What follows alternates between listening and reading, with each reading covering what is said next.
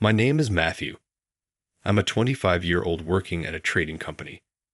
Since I've only been with the company for 3 years, I often feel like I still have a long way to go. However, even so, I rarely feel demotivated, thinking I'm no good. I think that's probably thanks to Kate, who was my direct boss and has now been promoted to department head at an exceptionally fast pace. Kate was the type of person who would grab the attention of employees just by walking through the office. The reason isn't just her work skills. Her sharp almond-shaped eyes, a nose as beautiful as a celebrity's, thin, well-shaped lips, and a tightly defined jawline with no excess made her a supremely beautiful woman in every aspect. Kate was so gorgeous that whenever she visited a client, there would always be a few people trying to win her over. Despite her exceptional work abilities, she had a delicate aura about her. Therefore, many male employees who knew it would be presumptuous to consider her as a romantic partner often looked at her with admiration bordering on longing. On top of that, she had a figure like a celebrity and a kind personality, while also having the capacity to gently push us forward. She was always calm and reliable. Except for a few envious male employees, she had always been well liked. Since joining this company, I was fortunate to have Kate as my boss and receive direct guidance from her. I think I was really lucky in that regard. Perhaps due to my naturally careless nature, she often had to remind me, listen first, then act. Don't forget to double-check even the smallest things before moving forward. The fact that I've been able to grow this far without incident is undoubtedly thanks to her. I never thought of her in an opportunistic way like some other male employees did, but I did admire her as a beautiful and capable person. The feelings I had for her were similar to those I might have for a favorite athlete or artist. However, being with her wasn't always a good thing. Because she was so skilled, she often pointed out minor details, and she never joked around. She wasn't the kind of person who was fun to talk to, and even when she spoke in a gentle tone, she showed almost no emotion whatsoever. So I was always nervous when talking to her. I was somewhat inarticulate and had a laid-back vibe, so I preferred talking to cheerful and pleasant colleagues or those who could brighten my mood just by chatting with them. Being with them lifted my spirits, and even if something unpleasant happened, the gloomy feeling would fade after talking to them. Being beautiful and good at your job is great, but I found myself more drawn to people who made me feel good when talking to them. But even that was just a matter of liking them as a person, regardless of gender. Nearly 2 years had passed without me being able to fully open up to Kate, who was now a department head looking after me. Even so, I thought that was fine. While it may be important for a leader to be gentle and approachable, if they get too close and become too friendly, I feel like they might not be able to tighten the reins when needed. That's why I thought Kate, who was matter-of-fact and didn't go out of her way to be overly friendly, had the qualities of someone who should be in a leadership position. Matthew, about the document you submitted the other day, there were a few minor points that needed revision, so I put some sticky notes on it. Could you please check it again? She said in a gentle voice. I hurriedly replied, I'm sorry. Thank you for taking the time to look it over despite your busy schedule. I'll revise it right away. She curved her beautiful lips and said, Yeah, thanks. Even though I didn't have any special feelings for her, she was always beautiful, and it made my heart skip a beat. They say that a person's character is more important than their appearance, but in terms of boosting work motivation, I think appearance is also important in a way. Looking at her makes me think that the ability to attract people is directly linked to the power to lead. And looking at her, I can't help but realize that appearance is a part of that. Of course, I know it's not just about that. Even after 2 years of interacting with her like this every day, I still found myself captivated by her beauty, and that hadn't changed. As I was caught up in work day after day, coming home to eat my favorite foods and take a breather, then diving into bed and falling asleep right away, the season turned to summer. Perhaps due to global warming in recent years, the summer heat feels almost tropical. I was getting exhausted just thinking about how the oppressive heat, which makes even walking outside a chore, was coming back to slowly attack my body from the inside. Due to the abnormal heat, the sales staff were especially warned to take care of their health. One day, as the intense heat was in full swing, I was scheduled to visit a client with Kate. Even though I was used to it, being alone with her still made me nervous as we rarely talked. With that thought in mind, I quietly waited for her to get into the passenger seat. However, even after the car started moving, she seemed nonchalant, as if the silence didn't bother her much. As usual, Kate said in a matter-of-fact tone, "Well then, shall we go?" "Yes," I replied and clumsily turned up the air conditioning, causing a gust of hot air to blow out. No matter how much we parked in the shade, it was still quite hot inside the car. The hot air was so intense that even Kate couldn't help but say, "It's hot." Seeing her like that when she's usually so composed made me feel a bit more at ease. I slowly started the car and began driving down the street. The car was engulfed in silence for a while, but soon Kate started talking about the client. From there, I asked questions and expanded the conversation, somehow managing to keep it going. It would take about 30 minutes by car to reach the client's office. Knowing that Kate had been very busy in the morning and hadn't had lunch, I asked, "We still have some time to spare. Shall we stop by a convenience store?" She looked a little pleased and said, "Yes, please." Worried about her, I asked, "You had so much work today, didn't you?" She replied with a nonchalant expression, "Yeah, the workload is totally different from before. I don't even have time for lunch." Seeing her like that, I felt the urge to help her return the favor somehow. "I see. If you're busy like today again, I can buy something that you can eat with one hand while working. Just let me know anytime." "Oh, I always go to the convenience store, so if you tell me, I can easily pick up anything for you," I offered. "Thank you, but most of the time I'm too busy to even convey that to you, so I'll just gratefully accept your kind gesture," she said, ending the conversation. Hearing her response, I reflected on my words. That's true. If she doesn't have time to eat lunch, there's no way she'd have time to ask me to buy something for her. I put my foot in my mouth again. As I was secretly feeling down, Kate said, "You always pay attention to those around you and try to help them. I think everyone is helped by someone like you. Thank you for always being considerate of others." Feeling a bit embarrassed but happy, I replied, "You're the one who's always watching over us like that, Kate. We're always motivated at work thanks to you." At that, she seemed extremely embarrassed. Maybe it's because I always thought of her as someone from a different world. Every time I saw her human side, I felt a sense of relief and warmth. Perhaps it's because I know she's a very compassionate person. Even though I get nervous around her, the silence with her doesn't make me restless, and there's a comfort in not having to force a conversation. Being with her isn't super fun or uplifting, but as I get more opportunities to see her relaxed impressions, I feel like I can be less tensed in her presence. After driving for a while, I parked the car in front of a convenience store. Kate said, "Sorry and thank you," as she was about to get out. Following her, I hurriedly said, "I'll buy something too," and opened the driver's side door. She got a sandwich and fruit juice while I got an iced coffee. We took a short break in the car where the air conditioning had finally started to kick in.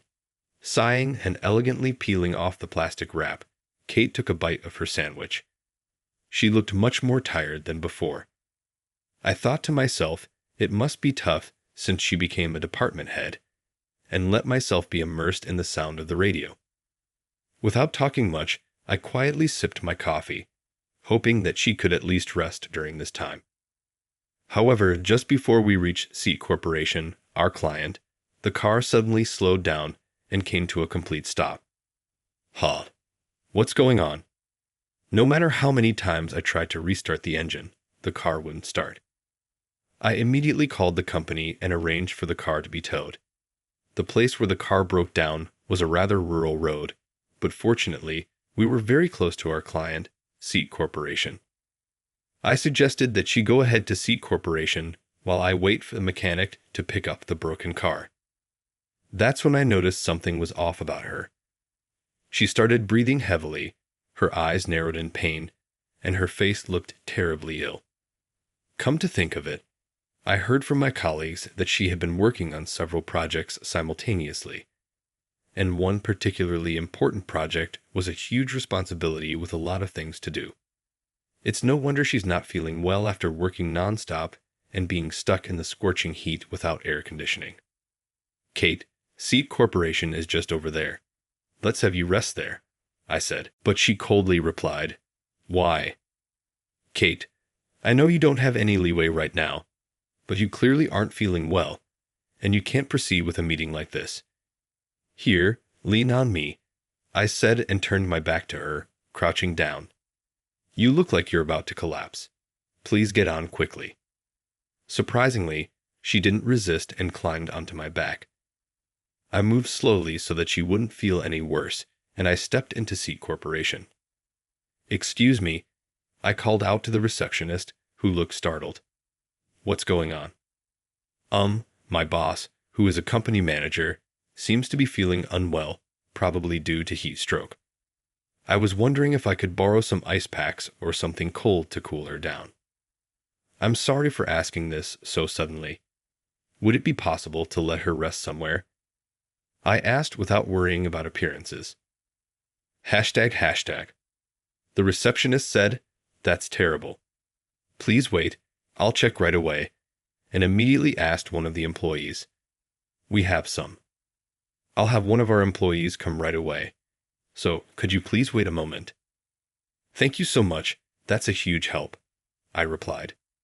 Despite my sudden request, the receptionist responded immediately without a hint of annoyance. In recent years, the fact that heat stroke can be life-threatening has been widely publicized, so everyone probably responded quickly. Thanks to that, I was relieved that Kate would be okay. Now the employee hurried over. Sorry for the delay. Please come this way, he said, and immediately led us to a room. Here, I brought ice bags, ice sports drinks, and towels. Please use all of these. Hearing about the heat stroke, he brought other things that might be necessary. On top of that, he even asked if we had enough. Deeply touched by his thoughtfulness, I quickly accepted the items and said, Thank you so much. I placed an ice bag wrapped in a towel under Kate's arms. After resting for a while, her complexion and expression seemed to have calmed down considerably. After a while, she let out a small groan and woke up. Kate, how are you feeling? Yeah, thanks. Because you noticed and I was able to rest like this, I'm feeling much better. I'm glad, I said with relief. I felt like she was staring at me. Suddenly, I noticed that the bottle of drink I had handed her earlier hadn't decreased much. Kate, if you're not feeling sick, could you please drink a little more? I heard it's better to stay hydrated. She silently reached for the bottle and started drinking the sports drink. Then, after having her rest a bit more just in case, her complexion and appearance seemed to have recovered considerably. So, I said, please let me know when you think you can move.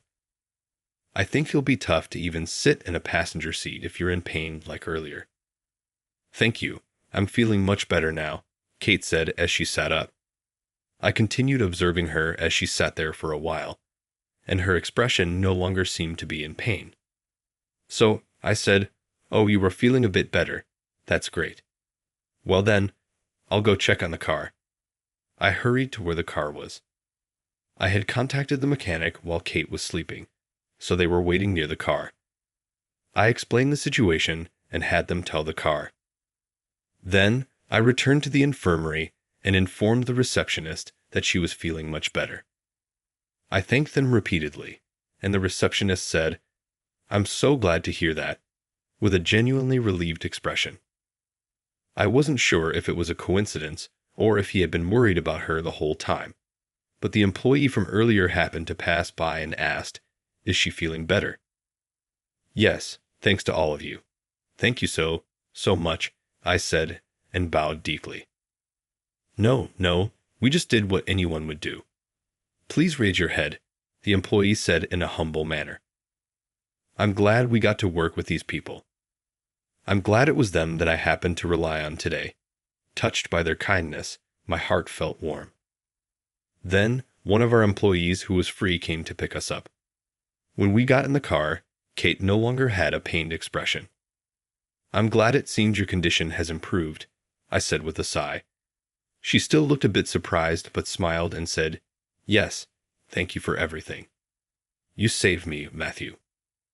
But I was still worried that you might feel sick again, so I said, Please let me know right away if you start feeling unwell. Even a slight illness can greatly affect your health going forward. Kate replied, I understand. At first, she seemed reluctant to rest even when she wasn't feeling well, but now she honestly agreed, which relieved me. That being said, now that her condition had recovered, there was only one thing on her mind: how to catch up on work after returning. That's all I knew.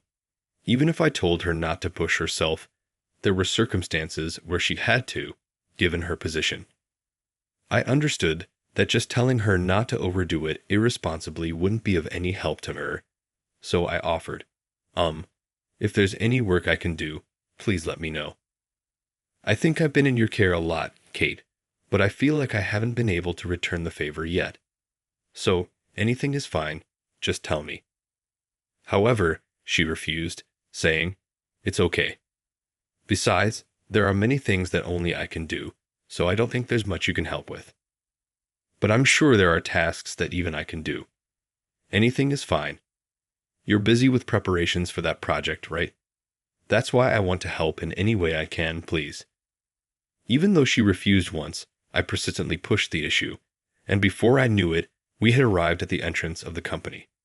Kate seemed to have no choice but to give in, and said, All right, well then, if you don't mind, could you help me a little with my work?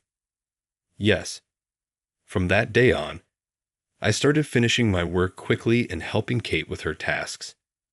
Normally, one would want to avoid such a situation as much as possible, but when I thought it was for Kate, I felt overflowing motivation.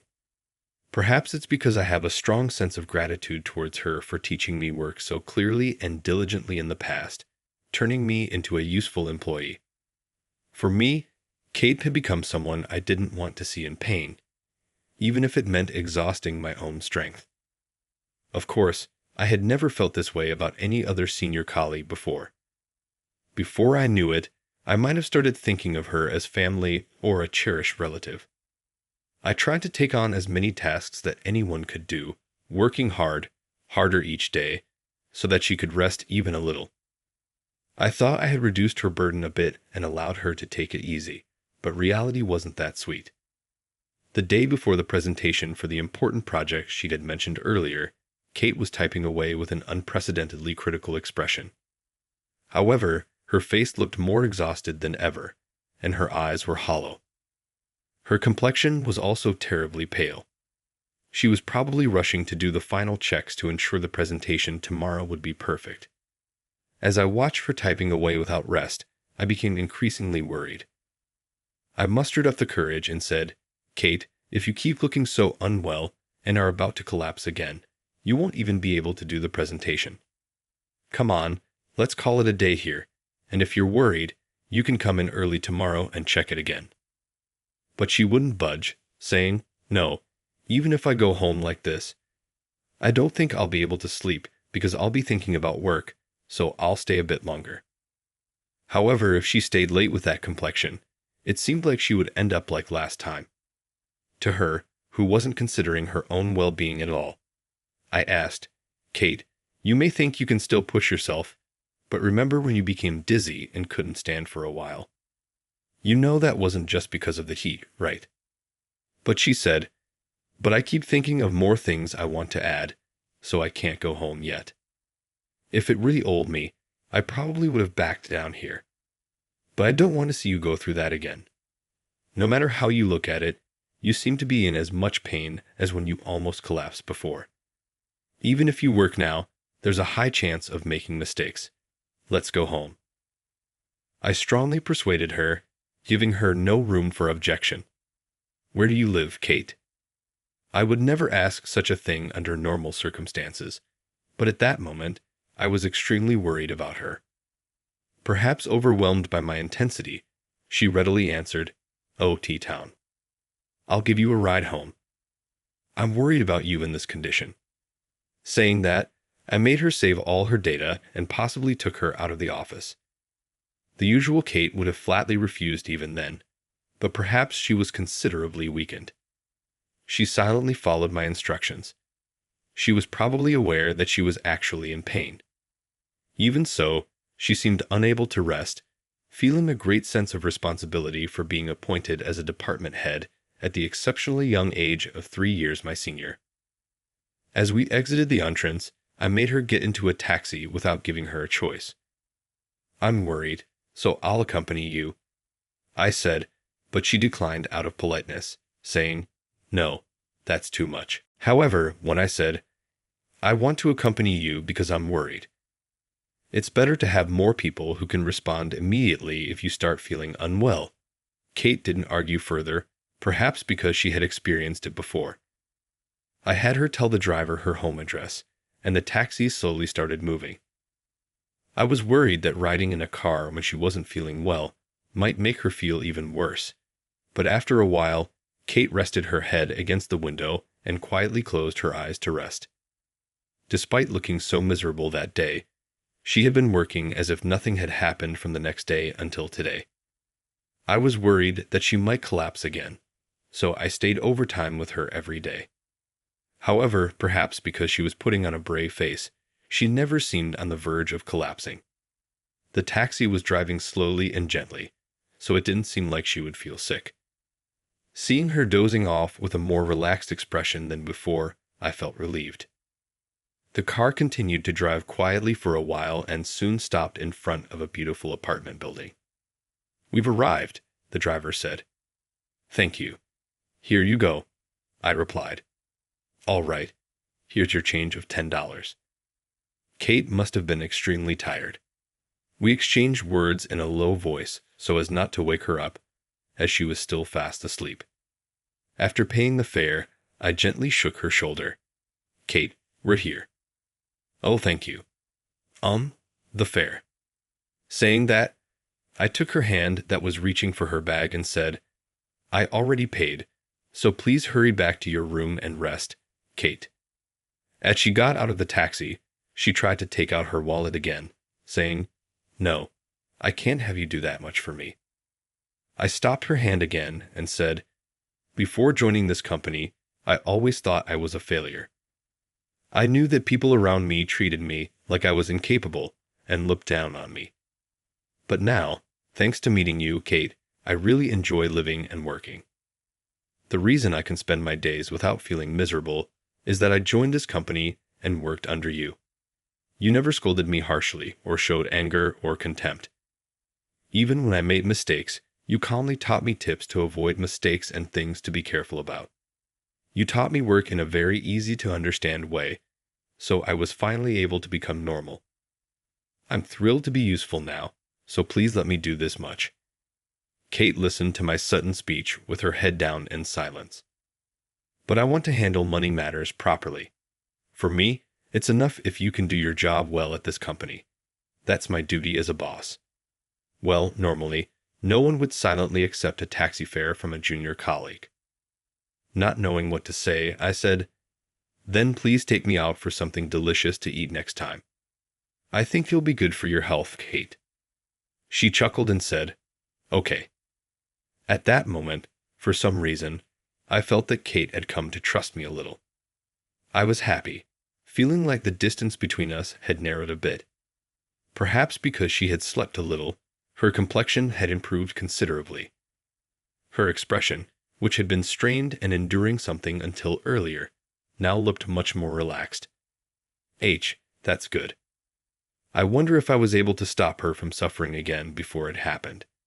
Still, I felt frustrated that I didn't have enough strength to help her much. However, I was glad that I could save her when she was in a pinch and cooperate as much as possible to prevent her from overworking herself.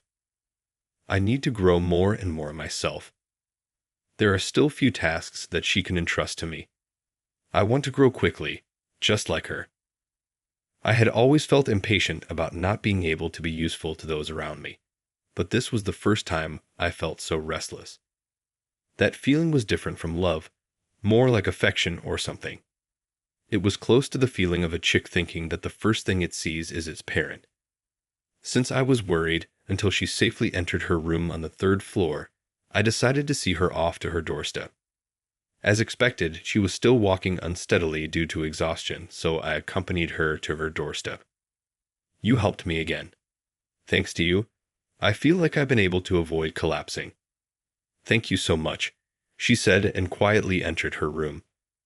For some reason, I felt a sense of loneliness at the sound of the door closing. The next day, thanks to resting yesterday, Kate's complexion had improved, and the presentation was a great success. After that, she continued to work on the project smoothly with her team and achieved great success. Seeing her and her teammates being praised by everyone and looking happy, I felt somehow happy myself. At the same time, I became worried that she might overwork herself again by piling up work from now on. But she's a department head, so it can't be helped. I'll try to help her as much as I can from now on. With that thought, I desperately finished my own work every day and started going to ask her if there was anything I could do. However, she refused, saying, "That project is over now, so it's fine. You should focus on your own work. Besides, I'd be in trouble if you overwork yourself this time." But I still didn't feel like backing down. I don't want to see you like that again, Kate. No matter how much you've been promoted, I don't think you have to take on everything by yourself. You're not considering your own health enough. Please rely on us more. Please be more aware of what your body is telling you when it's in pain. In the end, I felt like I was losing strength, but I conveyed my feelings with all my might. Then she said, "I didn't think you were the type to assert yourself so strongly at first, but I give to you, Matthew. All right, if there's something I can ask for your help with again, I'll let you know." She smiled softly, looking a bit more relaxed than before. A few days later, under the guise of a celebration, Kate took me to a rather fancy small restaurant as a thank you for taking care of her and paying for the taxi. By this time, she had become much more relaxed when talking to me and shared her upbringing and why she had become unable to finish work well. She said that she had never been able to make friends she could truly trust, even at part-time jobs, and tended to be isolated because she couldn't communicate well with everyone. She had struggled to interact with various people in college and managed to maintain superficial relationships to the extent that she didn't make others uncomfortable. However, she graduated from college without making anyone she could consider a close friend. As everyone said, it's because I'm a boring person that I can't make friends, right? So I've been working hard to at least become someone who is needed at work. Then one day, I realized that I don't have anyone I can rely on and say, "Please help me because I'm in pain." That's why I've always thought that I can't push work onto my colleagues just because I'm not feeling well. I believe that as a working adult, it's normal to endure even if you're not feeling well. But after meeting you, Matthew, I feel like I've finally been able to break down that belief a little. I never thought someone would come along and tell me it's okay to rely on them. You kept saying I'm amazing, but to me, you're far more amazing for always thinking about helping everyone and being able to talk to everyone without distinction. Seeing you having fun talking with everyone makes me realize that there are more important things in life than just work performance. As she spoke, narrowing her eyes as if cherishing something, my heart started racing. It was the first time I had been praised for my personality and way of living like this. That day, we talked about various things such as our past lives, what we had been thinking about, and childhood stories. It was a really nice dinner. She thinks she's someone who can only work, but that's not true. From her attitude, I can really tell that she wants to explain things clearly to us and is considerate enough to not want us to work too hard. Her thoughtfulness comes across even if she seemed cold at first glance. When I told her that She smiled softly as if a flower had bloomed. Seeing that expression, I felt even more strongly that I wanted to continue working with her, and I wanted to support her so that